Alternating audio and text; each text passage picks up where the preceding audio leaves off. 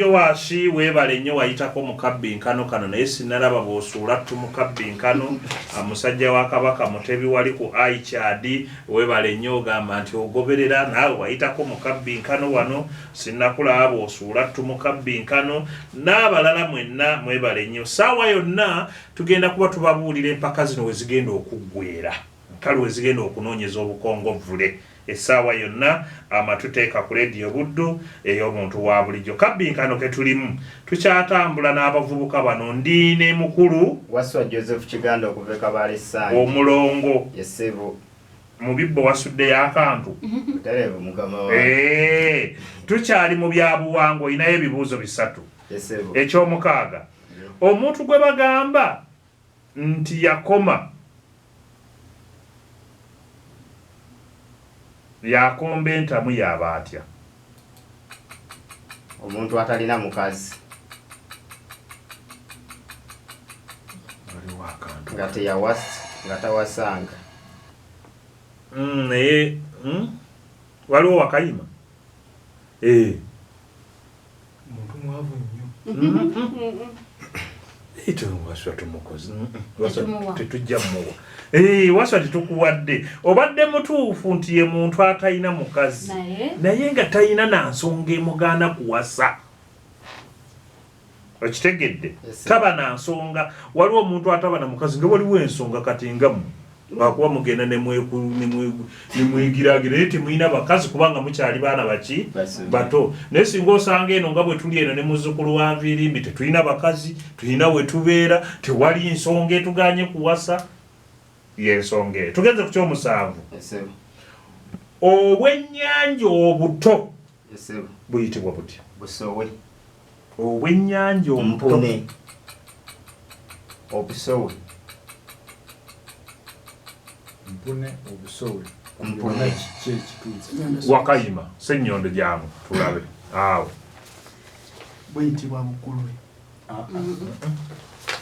Akakulwe kalala. Kakulwe kalala nnyo. Nene ono tetujja muwa buli bulala bwayogerako. Buno buyitibwa buyamba. Okitegedde? Bwe buyamba. Tugenze ku kibuuzo ekyomunaana. Lwaki omukazi alina olubuto taziika muntu oba tatunula mu ntaana? kubanga asobola okutendewalirwa n'agwamu. Okyalina obudde. Kiwanuuzibwa nti omwana oyo naye ayinza omuzaala nga si mulamu. Wakayima tewali. Bw'azaala omwana taziba kawompo. Okitegedde? Ye mukazi ow'olubuto. Abakyala abaliyo mwenna togenda kuziika nga olina akani. Okitegedde? Olina jjajja wawe eddagala omukubira kalango ku leediyo wajja kasasulira nze nkufaako oti. Wamma tugende Waswa. Waswa nkugjeeyo eyo koyi ne bw'olikola otya? Tolifumba jjinja ne lijja. Toliraba nsonda yaggulu, tolifumba jjinja ne lijja. Kale kabakuwe eyanziza lyesebo koyi lyasebo. Akasajja akatono kakuboobota ekigo.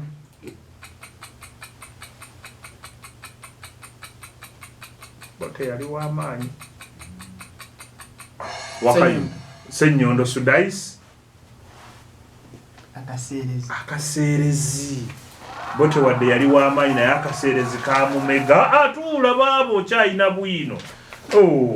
Agenda kutandika n'ekiwuga kino tutandikire wano. Atandike n'ekiwuga ekyo ekyawaggulu. Tuula bwino omulekeraano. Tandikira awo waggulu gwe tunula eno. Nakku bw'amala okutulombojjera olufulubenje lwakalonda w'ebigambo ebyo byonna ne tumugumya era ne tumutegeeza nga bw'atatutidde n'akatono era ne tumugamba nti lwe tulifutyagana lwaligaba abasajja emmekete abasigalira era abayogerwako mu biro ebyasooka ebyokwemulugunya neyongereyo waddako bakuobonero butaano tweyanziza tweyanzeege. Awuliriza tukyatambula. Ngenze ne mukulu Kikabi si ye gwe wuuyo okuva ekyanukuzi kyanukuzi eyo nzijukirayo mutabani wange Father Mawanda yakolerayo ebbanga gwanvu tayibalinaako buzibu n'akamu kati alibeetereemu eyo gyakolera emirimu. Wuliriza kyabuwangwa ekikolo ky'okuwenta amazzi kituweera erinnya ettuufu.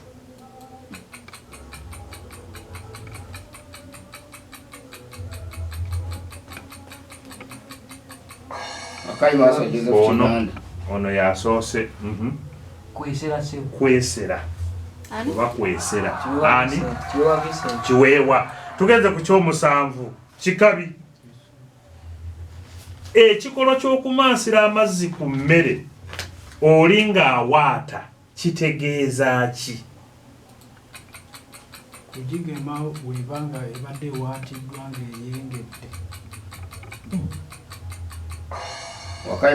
Waswa sebe emmere eyo baba baagala egonde ng'enyigiddwa. Naye era obadde ogamba ki?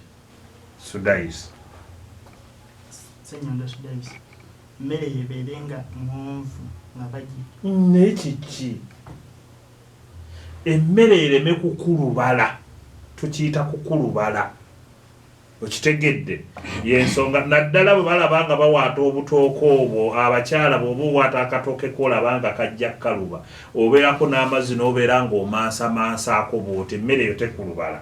Tugenze ku kibuuzo ekyomunaana eddiba eri ensolo yonna erisigaddemu obunyamanyama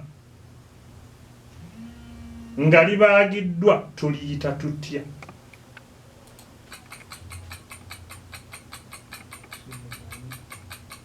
Talimanyi waswa kikwalo sebo ekikwalo kirala waswa wakayima tewali mulala ekyo tukiyita kijagali. Koyi kyekibuuzo eky'omwenda kankuzina enkwetooloole busatu eky'ekkumi koyi oyanjaza amagalo nkuwa eki? Ebikoola bya muwogo bubonero busatu.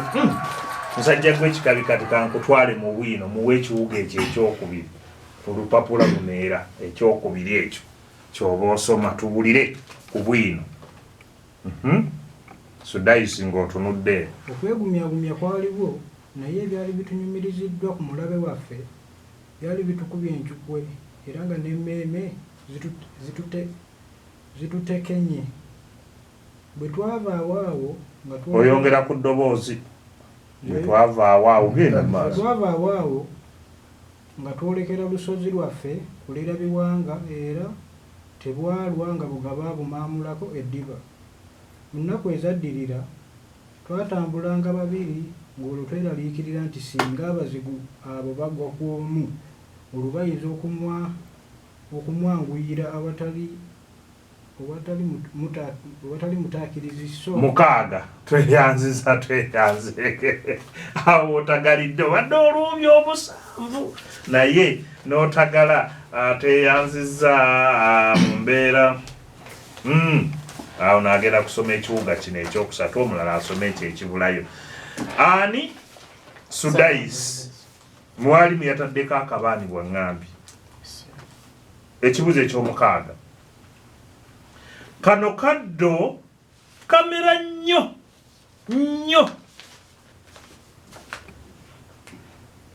munaddala awaali ente kaddo kyako obubonero busatu. Tugenze ku kyomusanvu entaana y'omusajja afudde nga tazadde eyitibwa etya?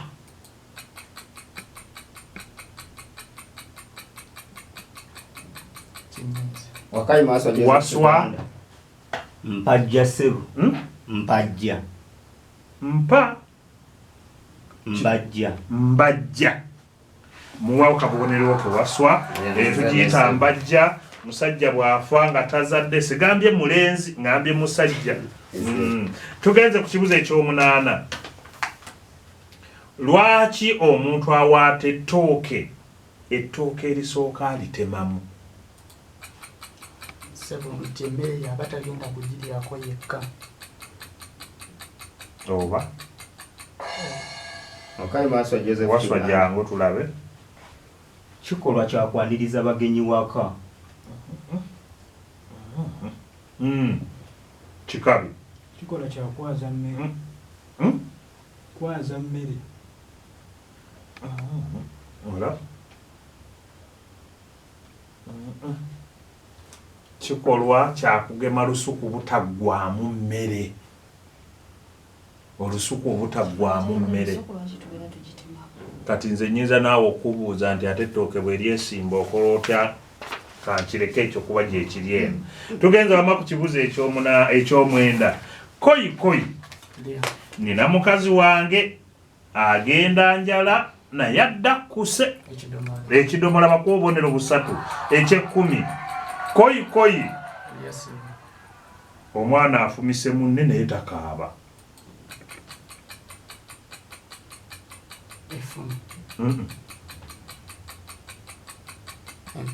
Wakayima waswa Joseph Kiganda. Waswa Ekisumuluzo mu kkufulu. Ekisumuluzo mu kkufulu.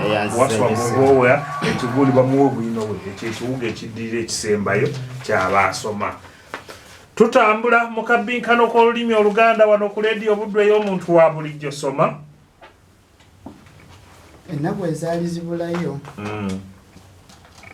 tulumbibwe twali tuzibala n'obukira omulabe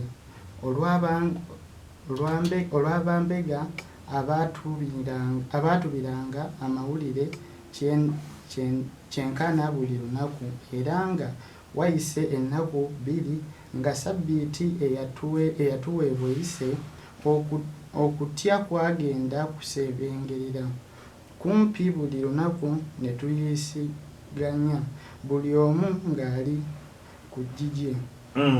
N'obubonero 5. Akuba wiina atagalamu. Vaayo tweyanzege omulungi awuliriza tugenze kumubbinkanya agenda okufundikira ebbinkaniro wiiki eno ffe nkya twegendera ekawuniro eyo kale mukulu Kiweewa Masaka Town College ku luguudo olupyawo. Oli ku kibuzo kya 6. Tugenze.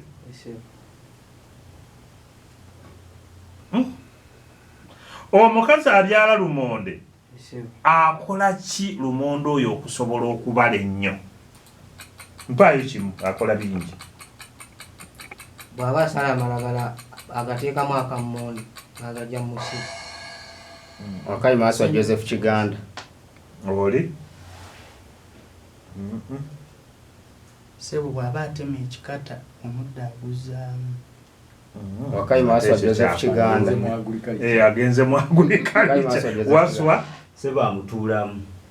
Atya. Bw'atemera ekikata ekyatuulamu n'alamiriza nti lumondo nakke mu ttaka era abale. Kibadde kirungi naye nedda. Bw'amala okubyala ebikata atuula ku kikata ekimu. Muwulidde abalimi bw'omala okubyala kyobula banne timukyabaza mmere ebyo byonna timukyabikola. Omukyala bw'amala okubyala ekikata atuula ku kimu n'alaamiriza. Kale tugenze omanye ebintu bino tuba twagala mu bitegeere bulungi nnyo. Tugenze ku kibuzo ekyomusanvu. Amazzi agava mu lubugo nga bakoma gayita batya?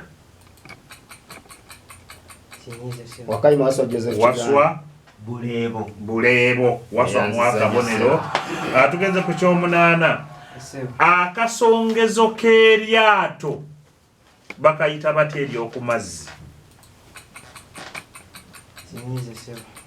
Jangu baaba bukikano.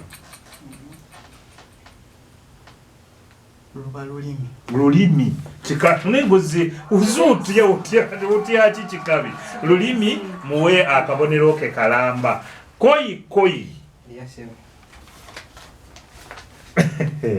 Omusajja alina ennyumba nnene naye asula mu kasonda.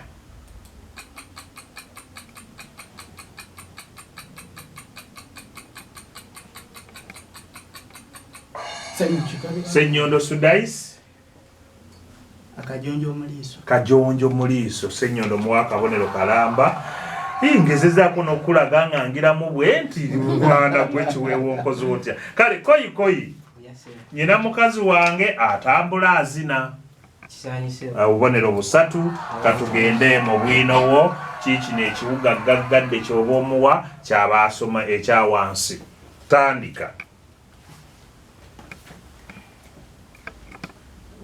Olunaku bwe lwatuuka olwokutaano nga sabbiiti eri yayita dda ne tubaako munywanyi waffe eyatuyita okumukyalirako era naffe ne twagala tumweyune ku lunaku olwo. Twakuŋŋaanya ebintu ebitonotono gye twali tusobola okusomoka nabyo ku lyato. Mu bino mwe mwali ennyama entitiwavu gye twali tuguze mu katale okugattako obukoko 5 obwali butandise okubuuka emiyagi era nga bwambula mu bubonero 4. Tweyanzege musajja wa Kabaka Mutebi weebale nnyo ndabira Nicholas bannaye mwenna awe kyaba kuza Akabbinkano kayimiriza na kale tweyanzege kigemuzinga bwagatta njagala kujjukiza bano wammanga Natasha Olivia Grace Christian Senior Secondary School Mbira ate Nakagwa Jovia St Mary's Mbuye Nambatya Hawa Mandela Senior Secondary School Nenanno Zidorin Owaddeka Senior Secondary School ekyebongotoko ku Mande ku Lwokubiri Muwonge Ronald Kabale Sanje Nalokoma Justin Kakabajo Secondary School Nankima Harriet St Yohana Maria Muzeyi Bigada Nekirabira Wire wa Breast Sacrament Secondary School Chimanya Mugema Patrick Africa with Love Semakula Joero Chibinge Islamic Semudu Eric Bwala Secondary School Nenasuna Janati Nelson Mandela Senior Secondary School olunga tugalawo muzitutendera guno ogwa Vaawo Mpitewo. Lwaleero akadde katuliridde owejjokolera tetujja nnyo kufuna simu mutusaasire n'obubaka bannaye tujja kubusoma tugenda mu mawulire gaawo otobadde baawotobadde baabano batugamba mutuviire ate bano abantu tubawe amawulire gano. Jennifer Kemukumbu wamma olyotya weebale ebyaffe biwanvu nze naawe waliwo obubaka bwe mbadde njagala tiimu Sennyondo Sudais abasobwa kale nani Roman Mayanja Zuwalaimoni ne Baraka Makanika tutaddeko Akabbinkano kale tetujja kusukka kwabo katugende ewa Kigemuzi agemule. Nayanzanye neyanzege tubadde n'abaana banakiweewa Vincent okuva ku Masaka Town College Sennyondo Sudais Kibinge Islamic Senior Secondary School Chikabi Ivan okuva ku St Paul Kyanukuzi ne Waswa Joseph Kiganda okuva ku Kabale Sanje bwe bati bwe bakoze. Kiweewa Vincent engero yafunyewo 3 buwangwa teyafunyeewo ebiko kyonna afunawo 3 bwino n'afunawo 4 n'alondayo kamu omugate gwa bubonero buli 11. Sennyondo Sudais Kibinge Islamic SS engero teyafunyeewo obuwangwa yafunyeewo 3 ebiko kyonna afunawo 3 bwino n'afuna 5 n'alondayo 4 omugate gwa bubonero buli 15. Yakuta ekyokusatu yagenda okutola akatabo si wa muto lugero akatuweebwa muganda waffe Kayiira yaliko mu bbinkaniro Sennyondo Sudais weebale nnyo weebalire ddala. Sennyondo Sudais n'ekiweewa Vincent be bagenda okufuna ebirabo era n'ekiweewa mugende wali ewa muzzukulu wa Kisolo abawe ebirabo byaffe okuva mu Yimuka Uganda abatendeka ebyamakolero n'ebikozesebwa okukola babatendeka mu ebyo ebyamakolero kyokka balina n'ebikozesebwa mu kukola ebintu bino sabbuuni wa shampoo ne sabbuuni omulala sanitizer ebizigo ennoni n'emisubaawa okulima obutiko n'ebintu ebirala bingi nnyo. Bannaffe bano bagamba nti ebyo tubisobola okubikutendeka kyokka ate tulina n'ebibikola kale totawaana genda Kampala, genda wali ku kizimbe ekya Twin Tower room namba 12, tuli ku noti 7 noti 4 noti 6 37 6 be bannaffe abayimuka Uganda. Sudais neguni mugende wali emabega wuli wali muzzukulu wa Kisola abawa ebintu. Tweyanze gabayimuka Kikabi Ivan okuva ku St Paul Kyanukuzi engero yafunyewo 6 obuwangwa nawo teyafunyewo kabonero ebikokyo nafunawo 6 bwino nafunawo 6 omugate gwa bubonero buli 18. Waswa Joseph Kiganda Kabale Sanje engero yafunyewo 6 obuwangwa teyafunyewo ebikokyo yafunyewo 3 bwino nafunawo 5 n'alonda 7 omugate gwa bubonero buli 21. Tuyisezaawo Waswa Joseph Kiganda okuva ku Kabale Sanje n'omugate gwa bubonero 21 nga kwotadde ne Kikabi Ivan okuva ku St Paul Kyanukuzi n'omugate gwa bubonero buli 18. Tweyanze ge tetugenda kusukkako ababbiika gitwesukeko mu mikono tugamba kimu nti Ssaabasajja Kabaka wa Buganda awangaale nnyo abawo tubadde baabana kale nga bwe